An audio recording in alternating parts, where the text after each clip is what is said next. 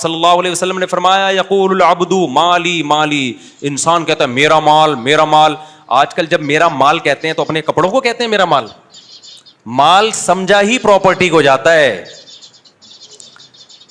ابے تم کہیں رشتہ لینے کے لیے جاتے ہو, لڑکی والے پوچھتے ہیں کیسے ہو بھائی, آپ کہتے ہیں بڑا کھاتا پیتا ہوں. تو کہتے ہیں مثال کے طور پر کیا کرتے ہیں آپ, کہتے ہیں میں صبح نہاری کھاتا ہوں, بڑا کھاتا پیتا ہوں, دوپہر کو میں بریانیاں پھوڑتا ہوں, کبھی دال وال تو میں نے دیکھی بھی نہیں ہے. اچھا پہنتے بھائی میں بہترین مہنگے کپڑے پہنتا ہوں. وہ کہتے ہیں آپ کے پاس پراپرٹی کیا ہے, آپ کہتے ہیں پراپرٹی نہیں ہے, گلی کے کتے چھوڑ دیں گے آپ کے پیچھے, وہ کس کو دوبارہ گھسنے نہیں دینا. مال کس کو سمجھا جاتا ہے, پراپرٹی کتنی ہے آپ کے پاس. بے وقوفوں کی نظر میں مال اس کو سمجھا جاتا ہے.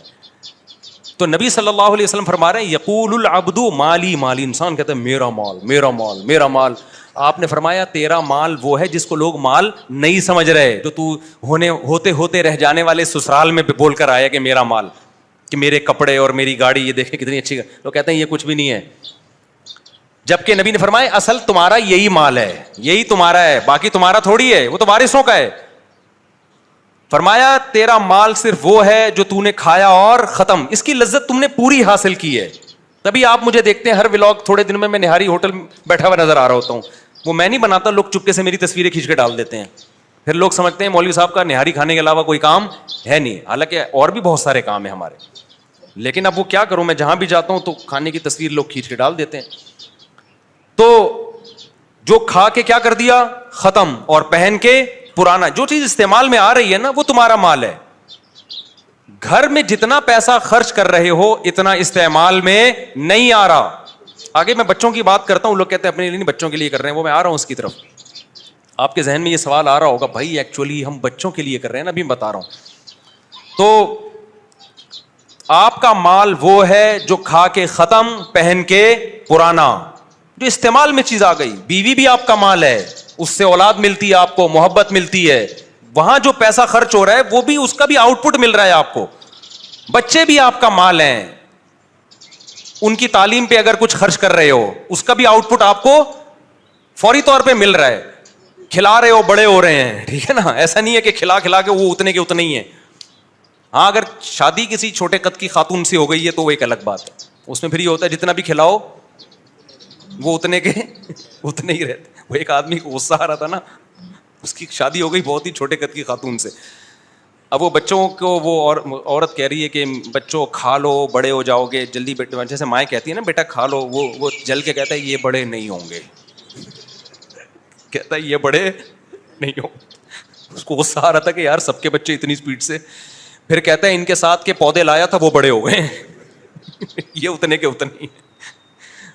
اچھا خیر, تو بعض دفعہ باپ بھی ٹھیک چھوٹا ہوتا ہے تو بچے باپ پہ چلے جاتے ہیں, تو اس لیے میں خواتین کی توہین مقصد نہیں ہے, لطیفے کو لطیفہ ہی سمجھا کرو. خواتین نے نیگیٹو کمنٹس کیے ہوئے ہوتے ہیں. اچھا خیر, تو نبی نے فرمایا جو کھا کے ختم کر دیا پہن کے پرانا, وہ استعمال میں آ گیا. اس پہ جتنا پیسہ لگا ہے وہ استعمال ہو گیا. پراپرٹی پہ پیسہ لگتا ہے کروڑوں, استعمال کتنا ہوا اتنا ہی جتنا کرایہ دار کرایہ دے کے استعمال کر رہا ہے, ٹھیک ہے نا. اس کے لاکھوں لگے, فائدے اس نے بھی وہی اٹھائے آپ نے بھی. صرف فرق اتنا ہے کہ شو مارنے کے کام نہیں آیا, آپ نے کروڑوں میں شو مار لی کہ یہ دیوار کس کی ہے, میری. تو بے وقوفوں کی نظر میں مقام بڑھ جائے گا.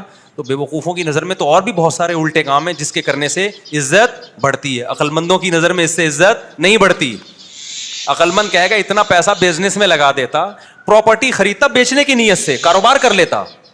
جب تیرے پاس اتنے پیسے تھے تو مکان ہی خرید لیتا, کس نیت سے, قیمت بڑھے گی تو بیچوں گا.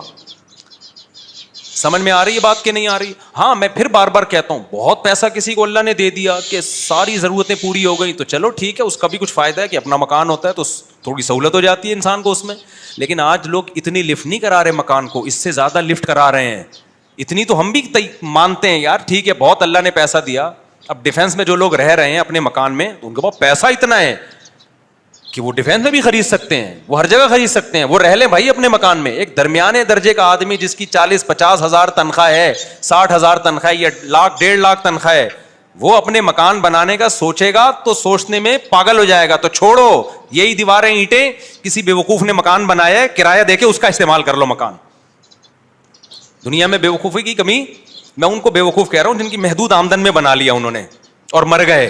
ٹھیک ہے نا, جس کا بہت ہے وہ بنا لے بھائی, اس کو وہ تو بلکہ بنائے, ہم تو کہتے ہیں بنا لو یار. باقی جو بچوں کا مسئلہ ہے نا, کہ میں اصل میں ایکچولی اپنے لیے نہیں بنا رہا, میں کس کے لیے بنا رہا ہوں, بچوں کے لیے, تو یہ باتیں بھی اس پہ سوٹ کرتی ہیں جس کی آمدن بہت زیادہ ہو, بہت زیادہ آمدن ہے, وہ اپنے بچوں کے لیے بنائے. بلکہ پھر ترغیب ہے, حدیث میں آتا ہے اپنے بچوں کو لوارث مت چھوڑو, تو ان کو میں منع نہیں کرتا مکان بنانے سے. بہت زیادہ آمدن ہے, بچوں کو کھلا بھی دیا, پلا بھی دیا, کھا بھی لیا, اور تعلیم بھی اچھی ہو گئی, اب صدقے خیرات بھی خوب ہو گئے. یہ بھی تو آخرت کے لیے بھی تو ذخیرہ کرنا ہے نا, خوب صدقہ خیرات بھی ہو گیا, پھر بھی بچ رہا ہے تو چلو یار سب بچوں کے لیے ایک ایک پلاٹ لے کے ڈال دو, یا ایک گھر بنا دو کہ ہمارے مرنے کے بعد ان کے پاس کوئی پراپرٹی ہوگی, کیونکہ پراپرٹی کی قیمتیں بڑھتی ہیں. سونا لے کے ڈال دو, سونے کے بجائے پراپرٹی لے کے ڈال دو, مکان بنا کے دے دو ان کو, ٹھیک ہے. درمیانے درجے کا آدمی یہ بھی نہ کرے. وجہ اس کی یہ ہے کہ جب آپ ٹینشن لوگے نا تو آپ کی اپنے پیٹ کاٹنا پڑے گا, آپ کو اپنا پیٹ کاٹو گے تو پھر ہوگا کیا, بڑے پیٹ کاٹ کے جب بچوں کو بناؤ گے تو آپ کے مرنے کے بعد آپ کہو گے میں نے بچوں کو ٹھکانہ دے دیا, تو ہوگا یہ کہ تھوڑے دنوں میں بچوں کو یہ خیال آنا شروع ہو جائے گا کہ ہم نے اپنے بچوں کے لیے کیا کیا ہے. کیونکہ بچے بڑے ہوں گے, شادیاں ہوں گی ان کی, فوراً ہی تھوڑے, یہ زیادہ ٹائم نہیں لگتا اس میں, 4 سال 5 سال کی سہولت ہے ان کی. اس کے بعد ان کو یہ خیال آئے گا کہ میرے ابا نے مکان بنانے کی فکر کی تھی, ایک خواب دیکھا تھا جب وہ بچے تھے, اور الحمدللہ 75 سال کی عمر میں انہوں نے بنا دیا. ٹینشن لی 75 سال تک, نہ صحیح کھا سکے نہ پی سکے, تاکہ ہم روڈ پہ نہ آئیں. اب ہم نے اپنی یہ نسلوں کی فکر کرنی ہے. پہلے دن سے وہ ابا کے نقش قدم پہ چلے گا, نہ وہ کچھ کھا سکے گا نہ وہ کچھ پی سکے گا. اور 75 سال میں, یعنی آپ تو اس لیے ان کو مکان دے کر گئے تھے تاکہ ٹینشن فری زندگی ہو, ٹینشن فری ان کی بھی نہیں ہوگی, بلکہ آپ نے ٹینشن پارسل کی, آگے وہ ٹینشن اولاد کو پارسل کریں گے, اولاد کو پارسل کرے گی. میری تو اب اللہ نے مجھے اچھی خوشحال بنا دیا. جب درمیانے درجے کی آمدن تھی نا, غریب تو میں کبھی بھی رہا ہی نہیں ہوں الحمدللہ, تو میری جب درمیانے درجے کی آمدن تھی تو مجھے میرے گھر میری خالہ آئی, مجھے کہنے لگی کیا شادیوں پہ پیسے خرچ کر رہے ہیں, ذاتی مکان بنا تو اپنا, تیرے 2 گھر ہیں, تیرے بچے ہیں. میں تیسری پہ لگا رہا تھا, میں نے کہا جو پیسہ آئے گا اب تیسری شادی کریں گے. انہوں نے کہا بچے ہیں, بچوں کی فکر کر. میں نے کہا اپنی خالہ سے کہا اللہ ان کی عمر میں برکت دے, بوڑھی ہو گئی, کافی ایجڈ ہو گئی ہیں, اللہ ان کی اور بڑی ماشاء اللہ عبادت گزار ہیں.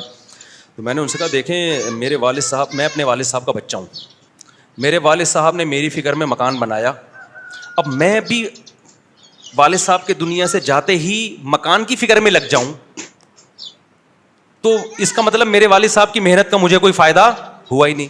تو میں چاہتا ہوں اپنے بچوں کے بجائے نا پہلے اپنے ماں باپ کے بچوں کی فکر کروں, یعنی اپنی.